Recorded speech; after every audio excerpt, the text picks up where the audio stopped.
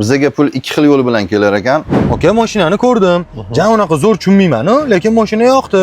Pulini necha pul qilib beradigan bo'z? O'zi ukam mo'ljal 9000 edi. Ko'rib turibsan, mashina ideal состояние. Probegi родной, urilmagan, top-toza. Mashinamga o'veringman. $100 o'tib bera olaman ukam. Aka, 8900 ga baraka. Faqat ustamni ko'rsatib olaman, aka. Bo'ldi, aka, tekshiravering. Assalomu alaykum. Hormanglar aka. Assalomu alaykum. Charchamayapsizlarmi? Tuzimsizlar? Shu mashinani olmoqchi edim, iloji bo'lsa, aka bitta ko'rib bersangiz. Bo'ldi, ukam, hozir ko'rib beramiz.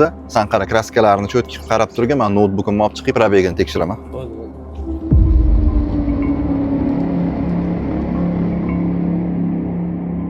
Aka, urilmagan ekanmi? Aka, ko'ryapmiz, hozircha normalniy, aka. Voy, probega aylantirilgan ekan.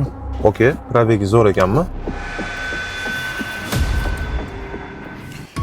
Nima bo'ldi, aka? Qanaqa ekan mashina? Mashina yaxshi ekan. Aytdim-ku sizga, aka, zo'r mashina. Kraskasi bor ekan mashinada. Krilo radno taqilgan, kapotga chotki qilib qo'yishdi. Aytgancha mashinani probegi ham aylangan. Siz bergan pul aka bardacho'da turibdi.